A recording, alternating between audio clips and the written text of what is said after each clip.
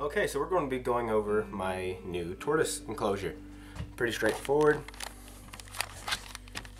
Here it is. It's built out of an old bookshelf that I repurposed and an old cabinet which had these nice glass doors on it that I really wanted to use.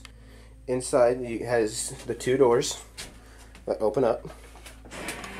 They're held on by the magnetic clips. Here is my Sulcata tortoise, about 2 years old.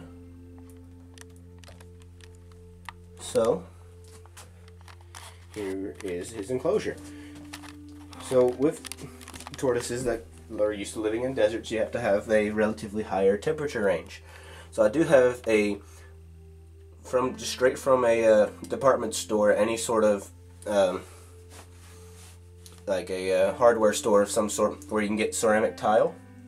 It's a really good place to start for finding a good flat heat place. Once you have your heat light hooked up, and it allows the darker color that I've chosen helps absorb more of the heat and retain it a little bit longer, so it stays hotter longer.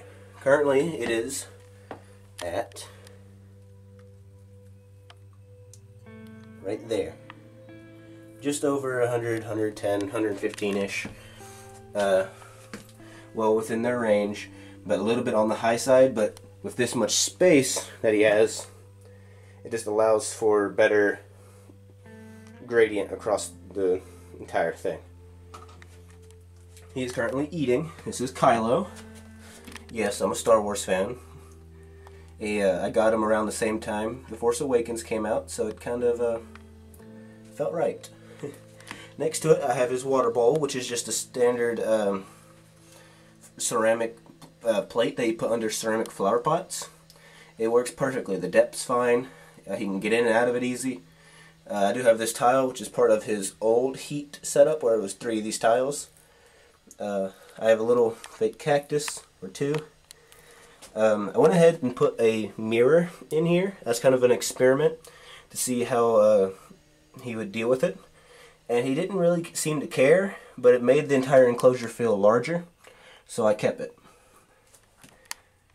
So back here, I've kind of designed a bit of a cave rock formation next to the skull. So we have a pile of rocks over here.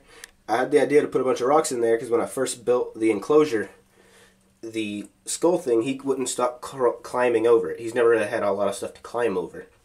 So I thought it'd be a nice touch, and the first day he wouldn't leave the rocks alone. Now you see the two big rocks, including the smaller one, which was originally just to kind of, more to crawl over. But he ended up, it just seemed to fit better right here. And what it allows is, I had trouble trying to figure out how I was going to get him a dark corner. But now, we can see back here, he has plenty of shade back there. Plenty of stuff to go hide, and he can kind of feel safe. It's great. Up on top here, these are just kind of for decorations. Just kind of make it, it's just, it's actually one of the shelves of the bookshelf.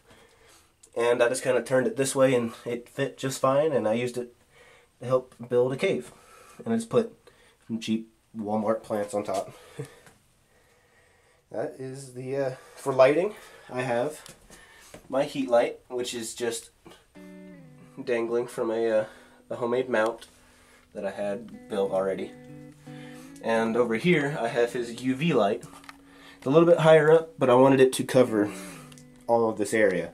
I do probably need, it's about time to get a new new UV bulb. But I just got a new heat bulb. I got a 150 watt. It was a good one. Another thing with tortoises, you have to have a Cuttlebone. I keep it in his food dish just for the convenience. He's currently standing on top of it. I don't think I've seen him use it, but I've seen where he has used it, so he's doing good. He's usually a little camera shy.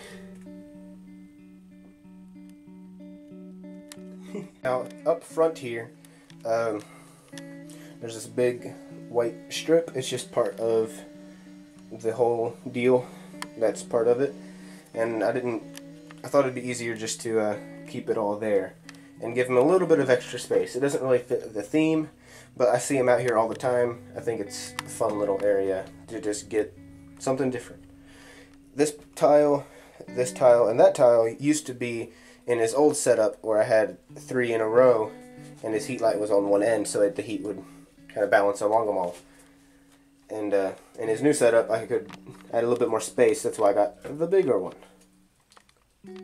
So while we're on the topic of the bottom here, we're going to talk about here. But before we get here, let's talk about what he had in his old setup. In his old enclosure, he had a mixture of organic potting soil and mulch, or like all natural mulch. So it was kind of it held moisture really well, but it would also dry out really well, depending on how you kept it. So I kind of kept it lightly misted in certain areas of it. That way he could go and micromanage his own humidity as need be, because he knows best for himself. That's why he's looking pretty healthy, because I let him do as much on his own as he can, while giving him all the options. Now that he's a little bit bigger, I think I can take a little bit more chance and have a little bit drier setup for easier maintenance. He's about 2 years old. So in his new setup here, we can see all this, which if you've seen this before, then you already know what it is. But it's from the local pet store. It's one of the like Terrarium Mats. Usually you'll see them in a carpet about like here, a Reptic carpet. And normally they come in green, but I didn't want him trying to eat it or get interested in it or doing anything. So I got this brown here. And I felt like if this is going to be his cave, this is going to be kind of his home, his house, I thought I'd make it feel a little bit more homey, and he can have carpet indoors. It's completely machine washable. Take it outside, shake it off, spray it off of a hose, put it in your washer and dryer, and you'll be good to go. Put it back down and start all over, nice and clean. It's a lot easier than having to get rid of a bunch of loose substrate.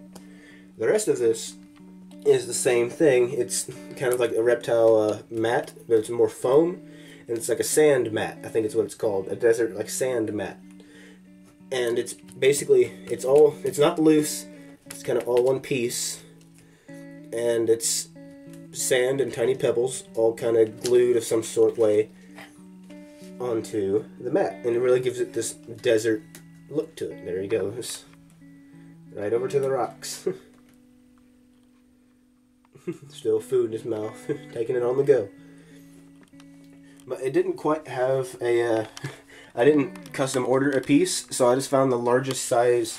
I think it was for a 40-gallon aquarium, and I got a 40-gallon and a 20-gallon, and it was just enough for me to go from one side. You can barely even tell where there's a seam, to the other side, and then this one is a 20-gallon mat, and it ended up being just a couple inches short. But luckily with the 40-gallon mat that I have on that side, I had to cut a little bit off over here. It's underneath here now. It went out to about here before, and I cut it off. And I had a little strip left over, so I just filled in the gap. And you won't even notice unless you're really, really looking for it. Here's an example of Kylo on his heat rock, which is just, like I said, a ceramic tile. I think I got it for less than $1, and it's real nice. It's dark. It's kind of almost natural looking, and he comes over there and he just kind of chills, especially right after he eats. As you can see, he still has food in his mouth.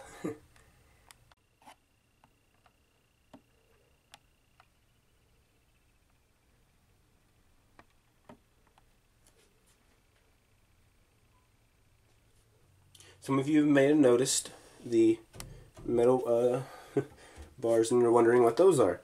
So whenever I got the bookshelf, it's this cheap press board, but it to keep it from bowing out one way or another, they put these long bolts all the way through, and I decided to leave them just because I had to remove the bottom board of this side, and I wanted to kind of keep a little bit of stability in it, so I left the bars in place just to kind of help with keeping everything together and from toppling over.